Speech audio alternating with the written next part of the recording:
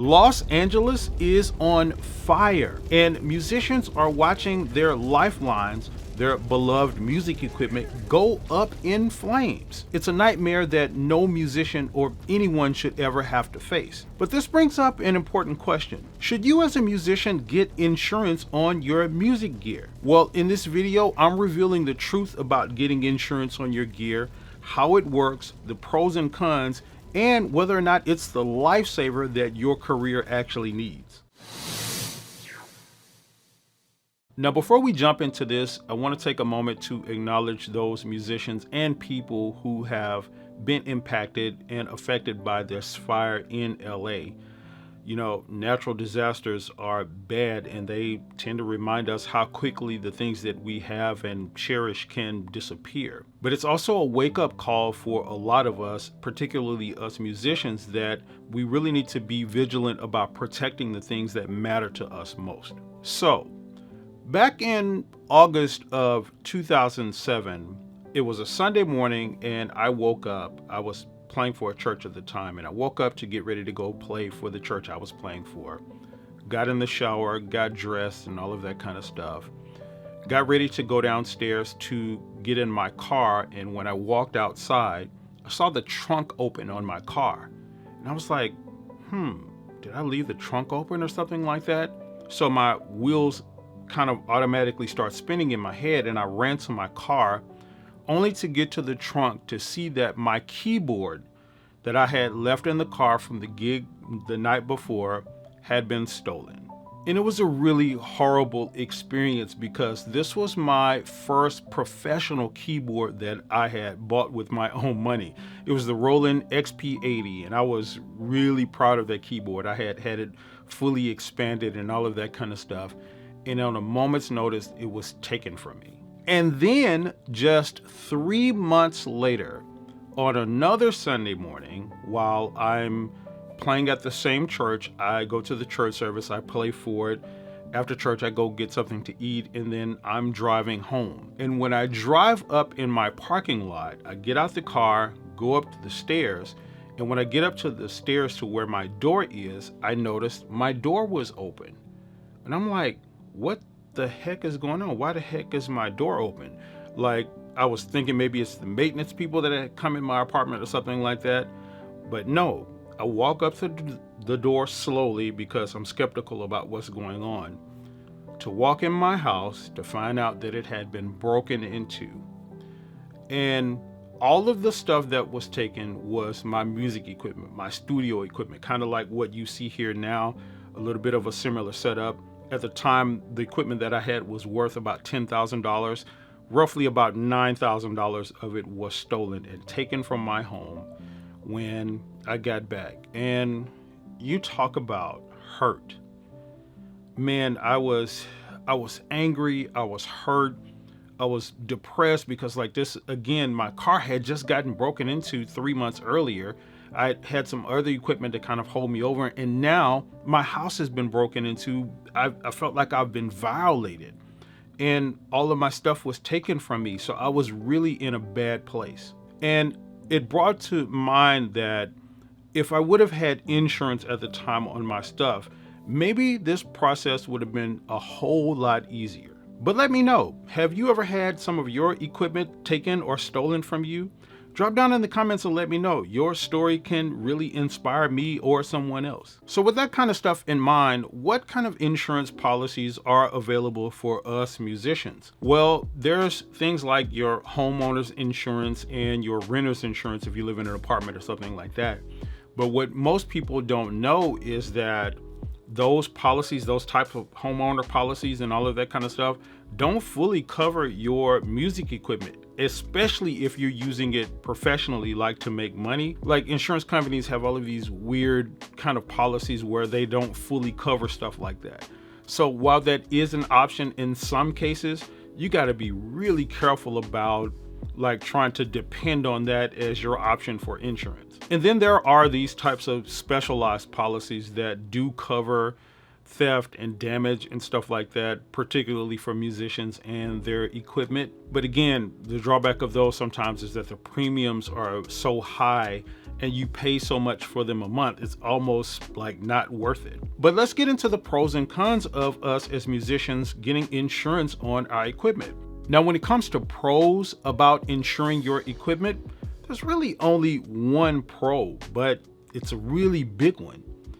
And that is having peace of mind.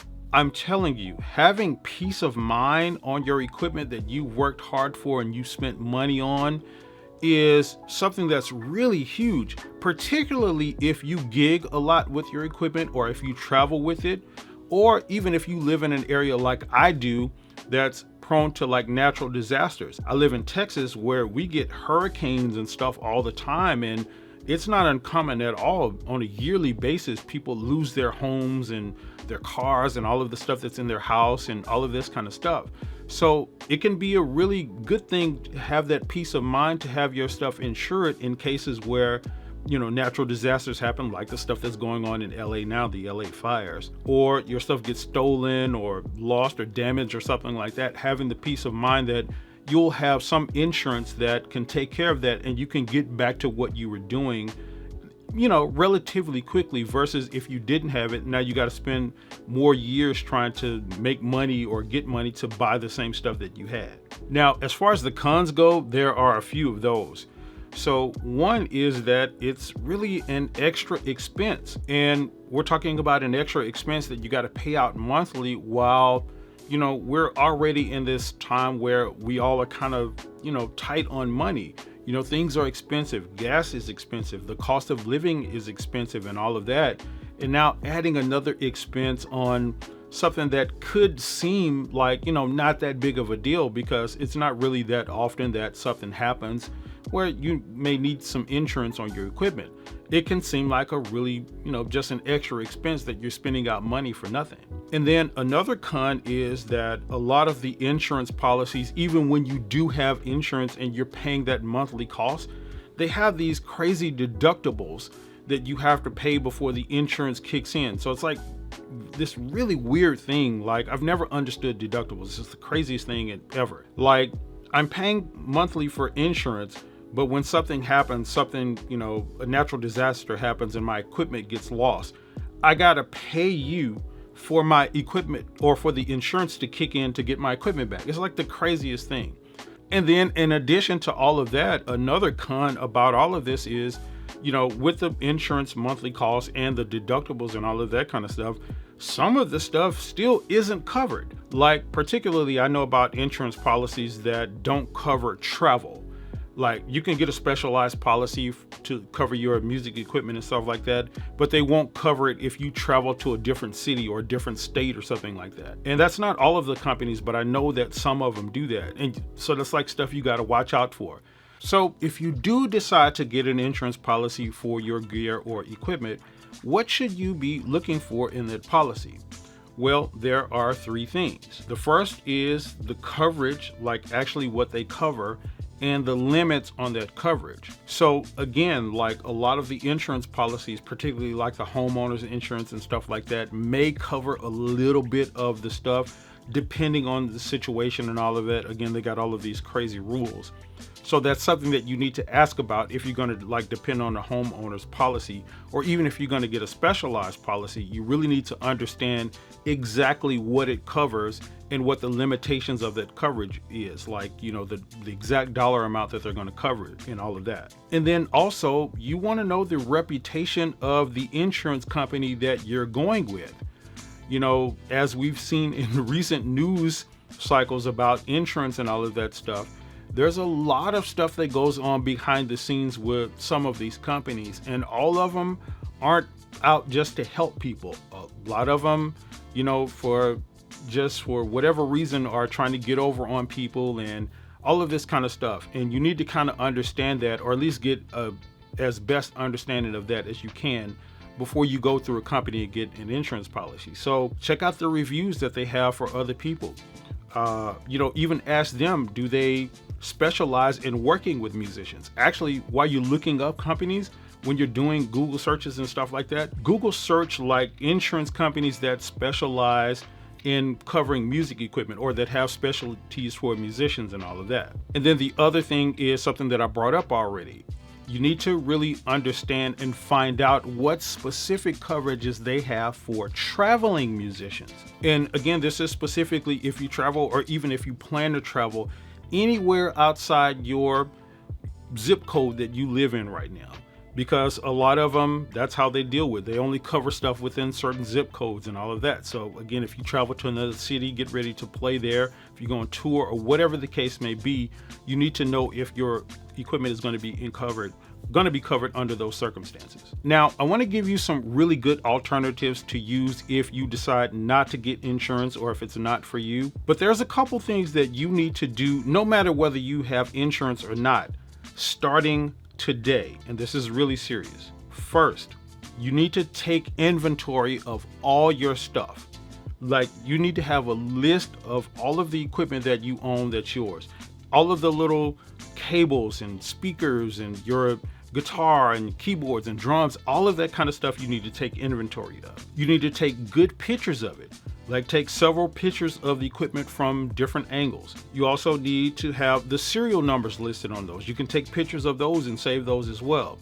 Those will really help you out in a lot of these situations where your equipment may be stolen or taken and someone needs to identify it or you need to identify it. That helps so much. Remember when I just told you at the beginning that my keyboard got stolen out of my car back in 2007?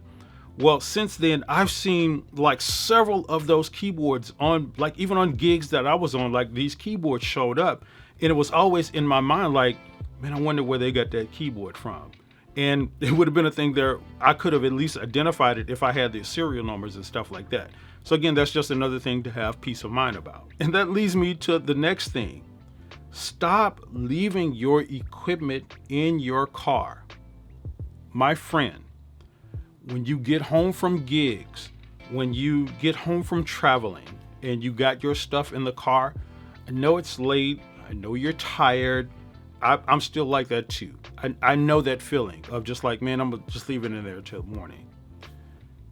If you get nothing else from this video, make it a habit of taking your stuff out of the car, putting it somewhere to where it's not identifiable, where it's not out, where people can see it and thieves are tempted to break in your car and steal it. We've heard so many stories. You may even have one yourself about you or someone you know that their car has been broken into and their equipment has been stolen. And a lot of that can be curtailed by just taking your stuff out of the car. Now, here are some alternatives if you don't want to get insurance and this is going to help you protect your gear.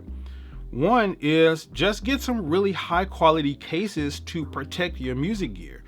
Like if it's hard cases or even soft shell cases, just make sure they're good quality so they protect your stuff. A lot of the damage that happens to our stuff can be really protected by just having some really good cases. I got a really close friend of mine that, some years ago, many years ago actually, he had just won a drum set in a drum competition. And we did a gig with this drum set the next day after he won it. And we were going into this venue and there were some stairs, some like concrete stairs going up the venue. And he picked up this bass drum because he didn't have a case for it yet. He picked up the bass drum like by the sides here and carrying up the thing. And he tripped and fell and slipped on the stairs and dropped the bass drum down the concrete stairs. So it cracked the bass drum, cracked the heads on it and all of that kind of stuff. And it was just like a really bad situation.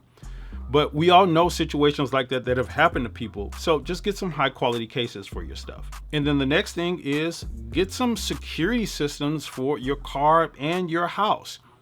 A lot of that can curtail a lot of these theft situations as well. Like if I had an alarm on my car when my car got broken into, that probably would have helped. If I would have had an alarm on my home when my house got broken into, that would have helped. At least it, has the potential to scare off the thieves. So that's another option. And then lastly, you can use backup gear or secondary gear. That's something that I've started to do. Like I keep my main gear, like my most expensive gear, like the keyboards and stuff like this, in the house. Now, my secondary gear is, pretty expensive as well. It's just that the stuff that I kind of cherish most and that I use most and that, would be the most detrimental for me to get stolen or get taken from me, like I leave that stuff in the house. My other keyboards and stuff that I gig with and all of that kind of stuff, I kind of leave in my garage so I can grab it when I'm ready to go.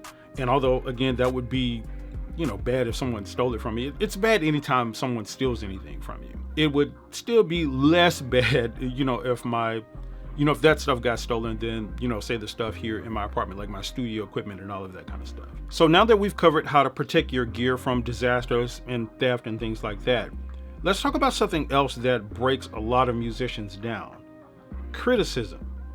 How do you handle when people are talking about you behind your back or saying negative things about you? Well, I got a video that you should check out on that, and it's right here. And that'll give you perspective on that and how to deal with criticism and people talking about you.